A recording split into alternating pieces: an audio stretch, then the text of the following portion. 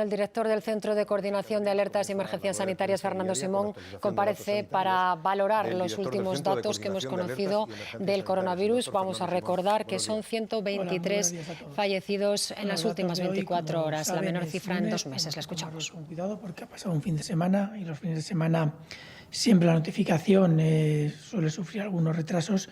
Pero los datos de hoy la verdad es que son muy favorables respecto a la evolución de los días anteriores, que ya de por sí era muy buena. Se han notificado en las últimas 24 horas 373 casos nuevos, lo que supone un incremento del 0,17% respecto al día anterior, y lo que nos sitúa en una incidencia acumulada de los últimos 14 días del 30 por 100.000 habitantes. Estamos en una situación realmente que está empezándose a ver de forma ya muy clara y evidente que estamos en las últimas fases de la transmisión, pero que tenemos que terminar de controlar y que estamos en un riesgo todavía importante de repunte. Yo creo que esto se puede valorar con las informaciones que se han recibido estos últimos 2 o 3 días de algunos otros países. Yo creo que todos hemos oído el rebrote que se ha identificado en Corea del Sur, que si bien es pequeño y está en principio aparentemente en vías de control, sí que es cierto que nos coloca un poco en nuestro sitio en cuanto al pensar que está todo ya ganado. Estamos en muy buena posición, estamos en una situación muy favorable, pero tenemos que seguir teniendo mucho cuidado. Un efecto similar se ha visto en estos últimos días en Alemania, donde ha habido pequeños repuntes durante varios días seguidos, lo cual como mínimo ha inquietado no solo a Alemania, sino también a todos los países de alrededor, incluidos nosotros, porque estamos en una fase muy delicada en la que si no hacemos las cosas bien podemos pasar a situaciones parecidas a las de Corea o de Alemania. Sabemos que del total de las 19 comunidades autónomas y dos ciudades autónomas, 9 de ellas han tenido menos de 10 casos en estas últimas 24 horas, lo cual es muy importante.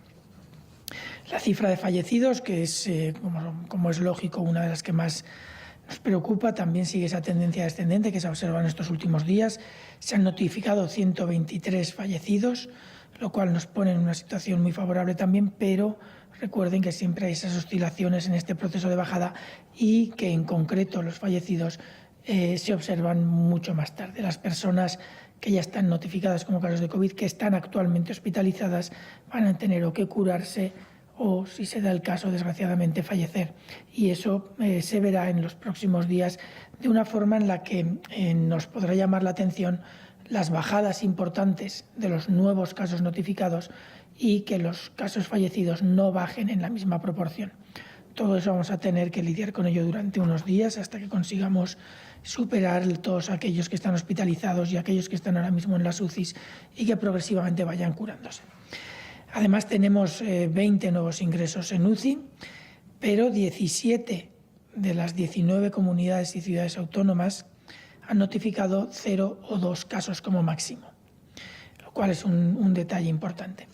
A nivel internacional, cabe destacar, las cosas siguen aproximadamente en la línea que hemos visto estos días. Hay 7 países de la Unión del continente europeo que presentan casos por encima de los 100.000. Hay 3 países que presentan casos por encima de los 200.000. Rusia es uno de ellos. Tenemos una evolución, Reino Unido es uno de ellos, Italia es el otro y España es el otro. Tenemos una evolución de progresión de la epidemia similar en todos estos países, salvo Rusia, que sigue teniendo incrementos muy importantes. En todos los demás los incrementos son progresivamente menores. A nivel global, Estados Unidos sigue siendo el país que marca la pauta con algo más de 1.300.000 casos y sigue teniendo fuertes incrementos diarios con más de 26.000, 27.000 casos cada día. Esperemos que puedan controlarlo pronto. Yo creo que esos son los datos que tenemos. Yo creo que no es necesario insistir mucho más. Sí que les voy a presentar una gráfica en la que podemos ver esta evolución favorable de la que hablamos en España. Esta gráfica creo que en algún caso ya se la habíamos mostrado. Aquí se representa la incidencia acumulada durante un periodo de incubación, es decir, 14 días. Por lo tanto, son curvas que se suavizan con los datos de los días previos al ser incidencias acumuladas de 14 días. Y como pueden observar, prácticamente todas las comunidades están ya en una fase muy clara de descenso y llegando a límites muy, muy bajos. Sin embargo, también pueden observar que la evolución de la epidemia ha sido muy diferente en los diferentes territorios. Pueden ver abajo a la derecha del todo, en color más rojizo, la evolución global en España.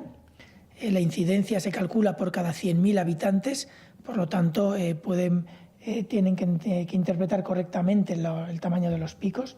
Se calcula por cada 100.000 habitantes y, como pueden observar, incluso las comunidades autónomas que han tenido un impacto muy alto, muy grande de la epidemia en los momentos álgidos, en los momentos cuando más casos se detectaban, están ahora mismo prácticamente igual que todas las demás y algunas de ellas incluso por debajo, lo que implica que han hecho un esfuerzo importantísimo de control.